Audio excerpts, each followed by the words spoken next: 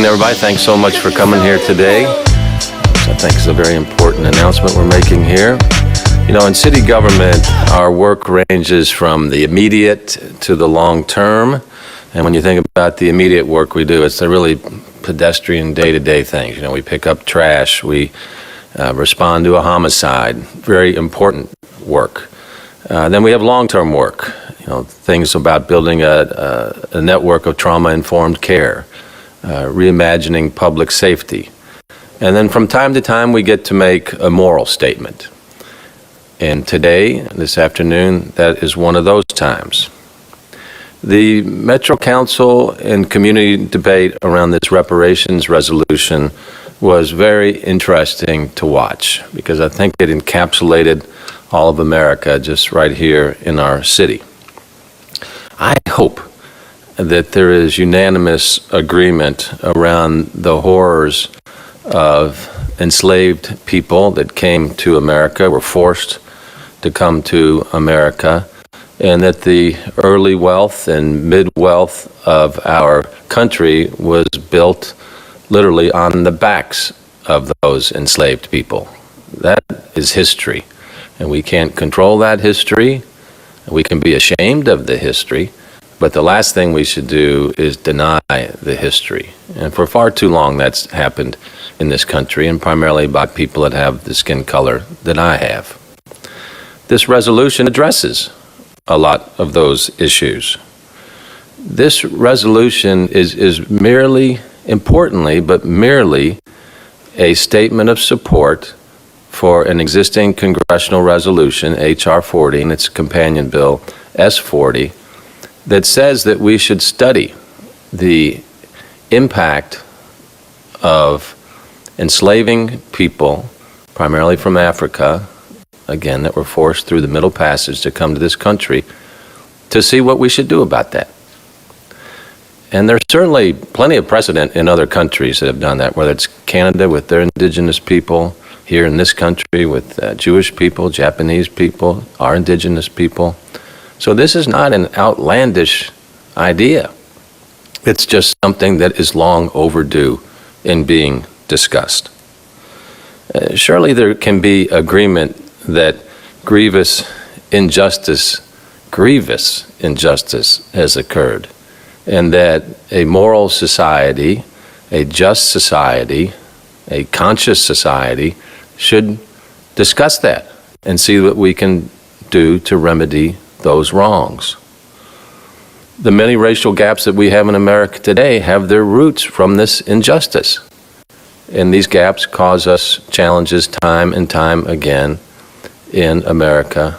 They're not right for people's ability to reach their full human potential. And people seem more than ready to put Band-Aids on them as opposed to making investments that can change the system and change the outcomes. Some of the debate is, how are we ever going to figure this out? What about this? What about that? That's not what this resolution is about. This resolution is about getting smart people to the table to address some of these very issues, to begin the discussion about righting historical wrongs.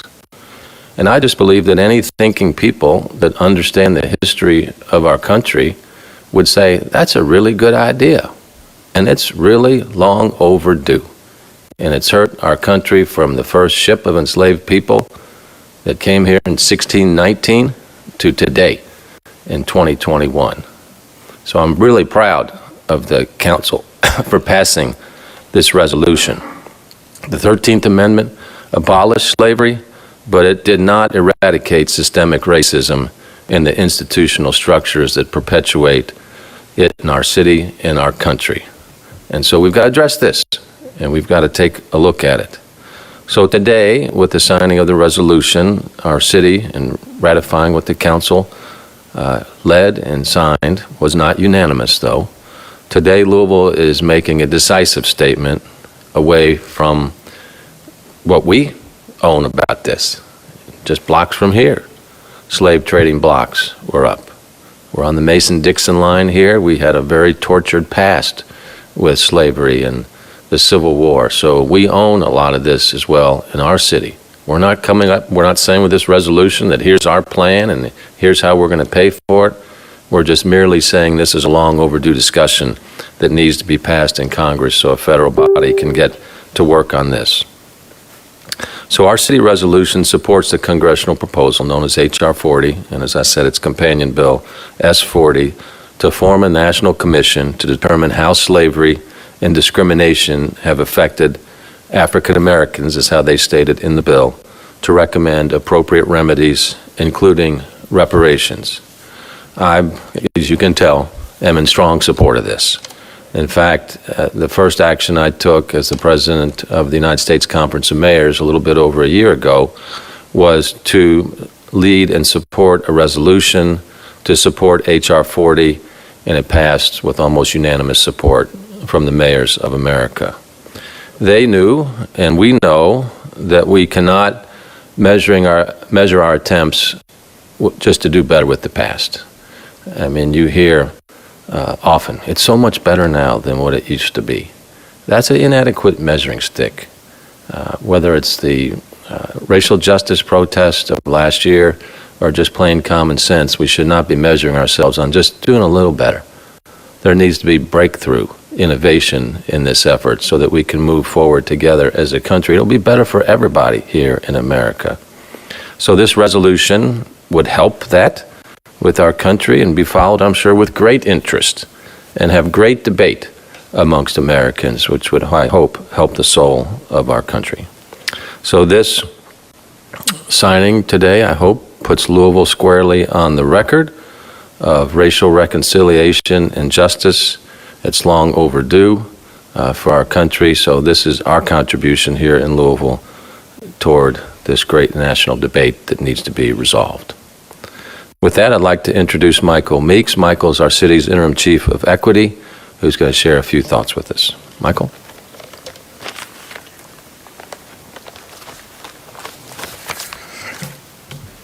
Thank you, Mayor Fisher.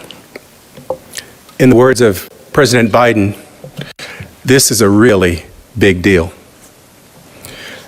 This resolution expresses support for reparations legislation and for H.R. 40, first introduced in 1989. That's 32 years ago.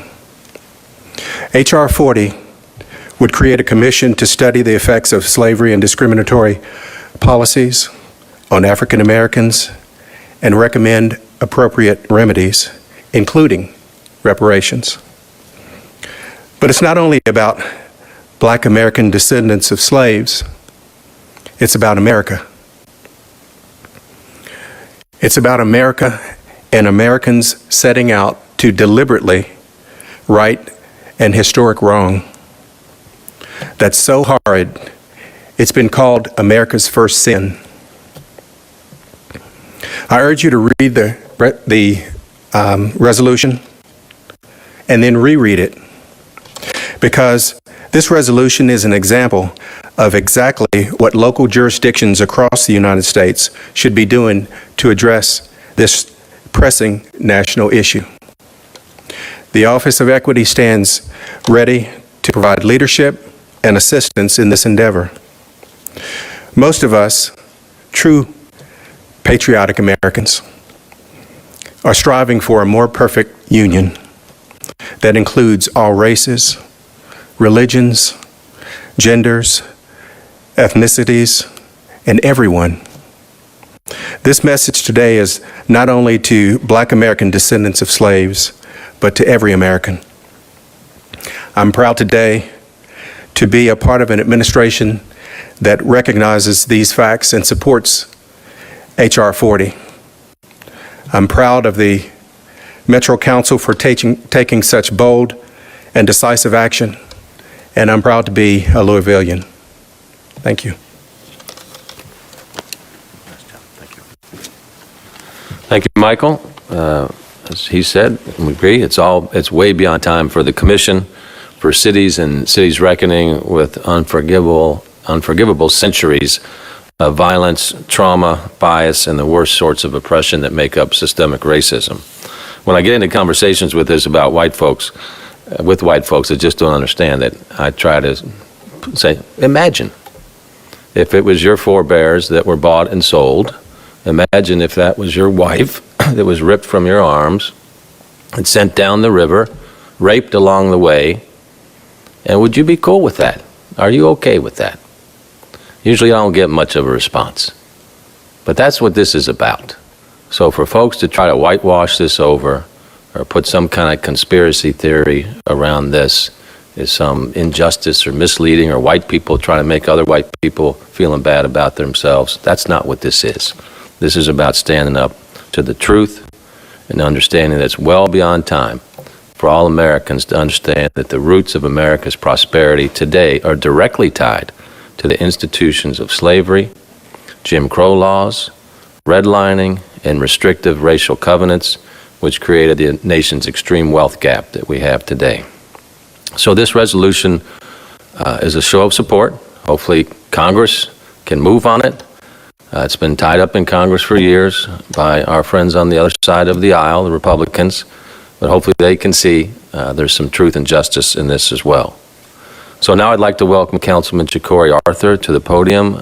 Councilman Arthur has been a great breath of fresh air for the council and many of the issues that he has led, and the strong and informed perspective that he has given to critical issues like this. Councilman?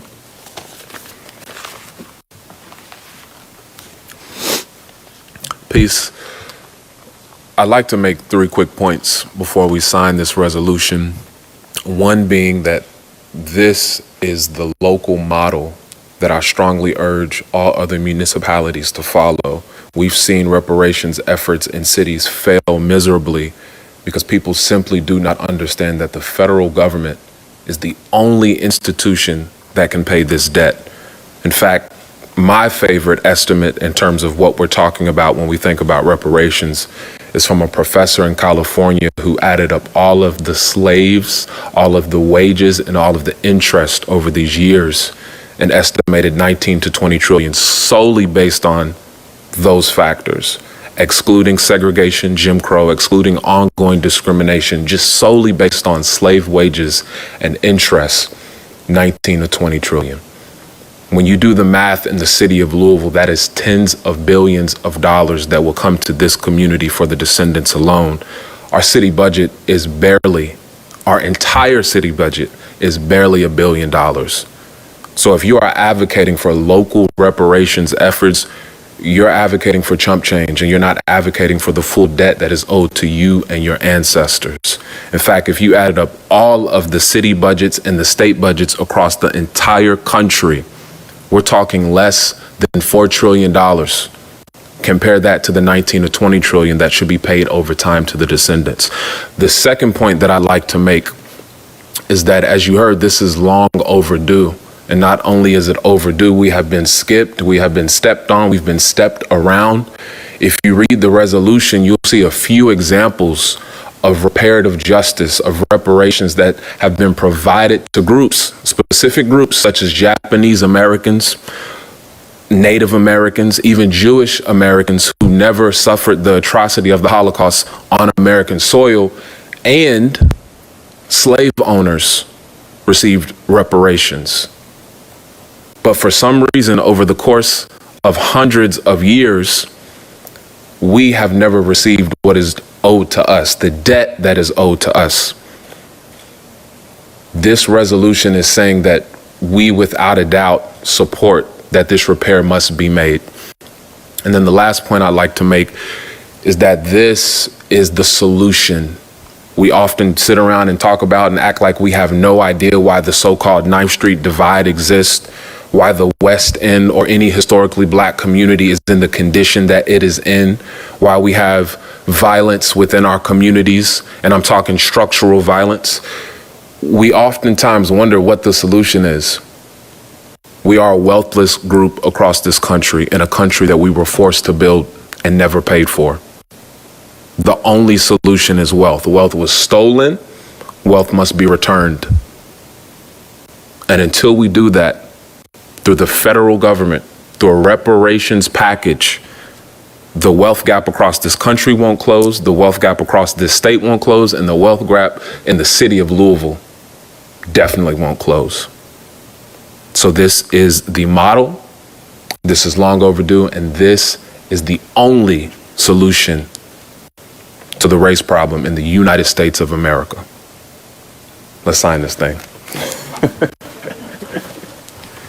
All right, so thank you, Councilman Arthur. I want to also thank Councilwoman Paula McCraney. The two of them sponsored this resolution, and then others signed on. So it's a great day for our city and a great statement, so let's sign this resolution.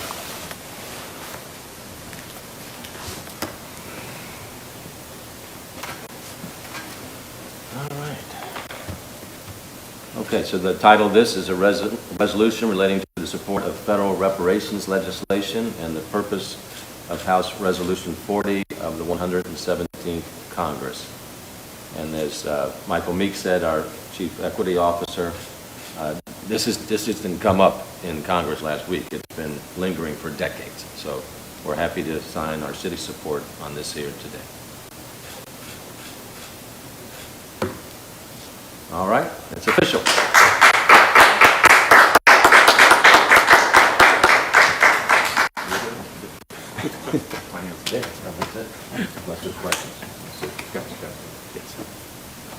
Any questions? When will the study here begin? What, after you sign it, what's the next step? Okay. Yeah, so this is strictly a resolution saying we support what's going on in Washington, D.C. in Congress and urging them to pass the bill. We discuss issues around equity all many days, and obviously our budget is full of equitable decisions as well. So, Councilman, you want to add some? Also add, as I talked about it being a model, there are organizations across this country who are working in their cities to push forward similar resolutions. And that's really important because people oftentimes on the internet talk about reparations being a pipe dream or how reparations is long overdue. It's not going to happen from a couple tweets. You have to actually engage people. You have to actually push forward. You have to actually pressure politicians who are making the decisions about reparations. So next step for me personally, as a member of the American Descendants of Slavery, is to introduce similar resolutions across this country to continue to send that message and put President Biden, Vice President Kamala Harris, and all congressional leadership on notice that they need to move forward on this as soon as possible. Mayor Fisher, since this has been around before, why was now the time that local decided, yes, we're going to support this and we're going to sign this? What had to come into play to make this happen today? I think we had council leadership and Councilman Arthur, and Councilwoman McCraney that said they wanted to take this issue up, and they had worked with their council colleagues to get the votes for it to pass. I've been eager to sign it for quite some time, so it just took the right people at the right time, and I really commend them for their leadership and leading the community discussion around this. As you can see, there's still a lot of confusion around people with what they think this is all about. This is really just about studying something that should have been studied a long time ago and coming up with suggestions on how repair can be done. All right. Thank you all. Things that I think I need.